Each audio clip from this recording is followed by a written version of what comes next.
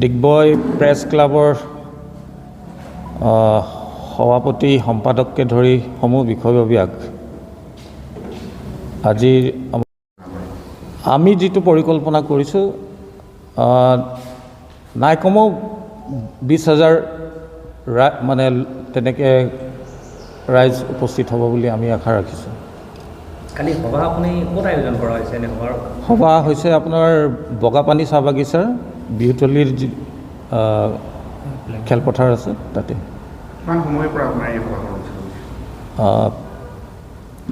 CMৰ tour প্লানৰ হিচাপত 2টা বজাত। ইয়াৰ পিছত হয়তো মাৰ্গেটাত অনুষ্ঠিত হ'ব, মাৰ্গেটা সমষ্টিত। একো অসুবিধা হোৱা নাই। ৰাইজে বুজি পাইছে যে ইলেকশ্যন বা এই ভোটৰ বাবেহে উদ্দেশ্যটো হ'ল যে এই ভোটটো আদায় কৰিবৰ কাৰণেহে এই আঁচনি বা এইখিনি দিয়া হৈছে।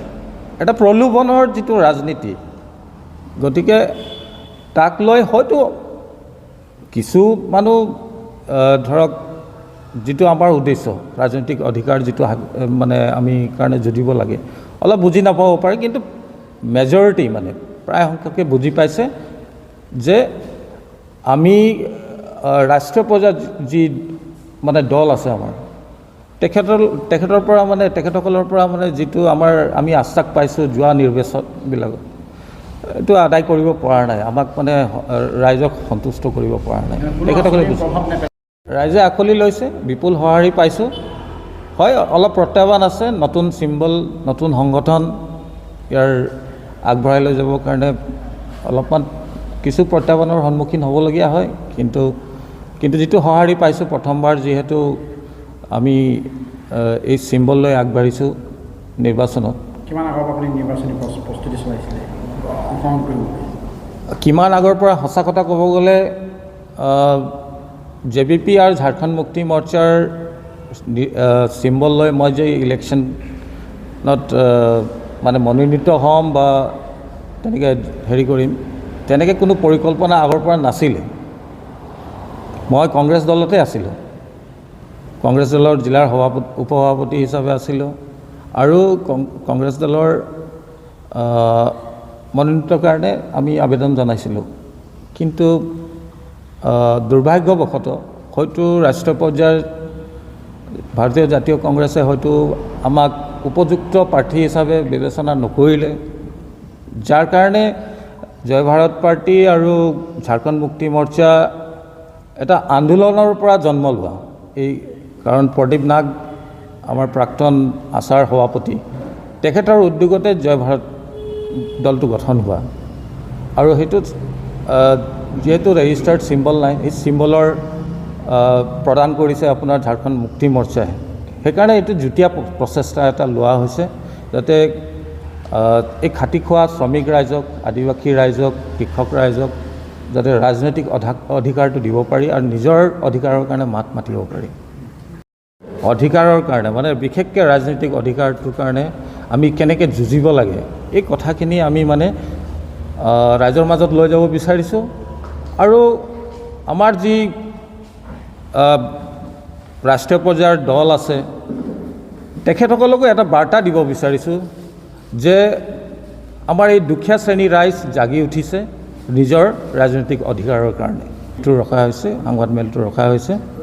আৰু বাকী মই ধন্যবাদ জনাইছোঁ আমাৰ ঝাৰখণ্ড মুক্তি মৰ্চাৰ আৰু JVPক মোক মনোনীত কৰাৰ বাবে।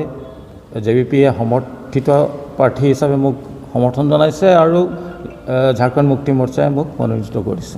গতিকে এটা যুটীয়া যিটো জইণ্ট এটা মানে উদ্যোগ লোৱা হৈছে, এইটো প্ৰথমবাৰৰ বাবে অসমত। বিশেষকৈ আপোনাৰ যিটো আমাৰ খাটি খোৱা শ্ৰমিক ৰাইজৰ আৰু কৃষক ৰাইজৰ বা আমাৰ দুখীয়া শ্ৰেণীৰ ৰাইজৰ ৰাজনৈতিক অধিকাৰৰ কাৰণে। আৰু JVP জয় ভাৰতৰ তৰফৰ পৰা যি সংবাদমেল আয়োজন কৰা হৈছে, এই সংবাদমেলত আপোনালোক উপস্থিত হোৱাৰ কাৰণে ধন্যবাদ জনাইছোঁ।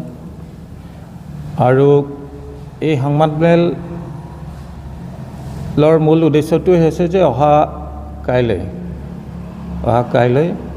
আপোনাৰ 1 এপ্ৰিল তাৰিখে আমাৰ শ্ৰদ্ধাৰ আৰু বিশিষ্ট এজন প্ৰখ্যাত আদিবাসী নেতা আৰু ঝাৰখণ্ডৰ বৰ্তমানৰ মুখ্যমন্ত্ৰী আৰু ঝাৰখণ্ড মুক্তি মৰ্চাৰ সভাপতি হেমন্ত চৰেং ডাঙৰীয়া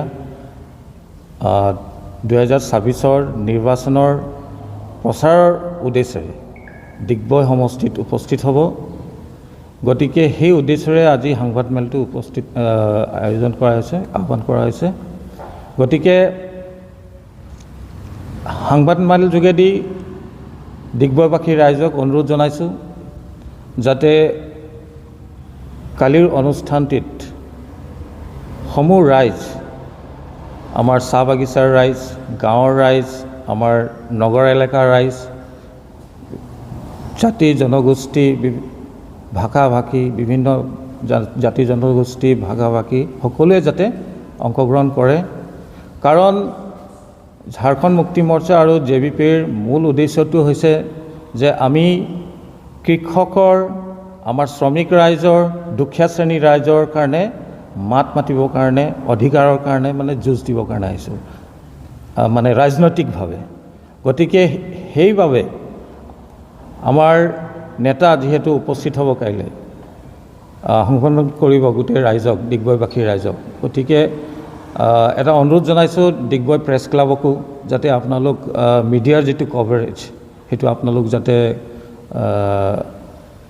কৰে আৰু যাতে সুদূৰ এটা প্ৰচাৰ হয়, অকল ডিগবৈটোৱে নহয় গোটেই অসমত, যাতে আমাৰ যি দুখীয়া শ্ৰেণীৰ ৰাইজ আছে, আমাৰ যি কৃষক ৰাইজ আছে, শ্ৰম মানে